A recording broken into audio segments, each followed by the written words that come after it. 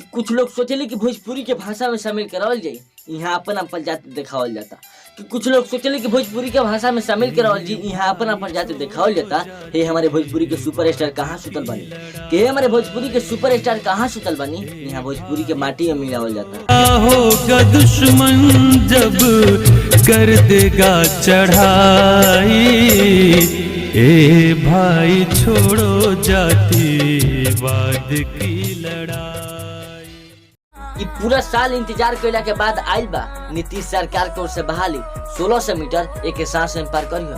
कि पूरा साल इंतजार कैला के बाद आइल बा नीतीश सरकार की ओर से बहाली 1600 मीटर एक सांस में पार करियो।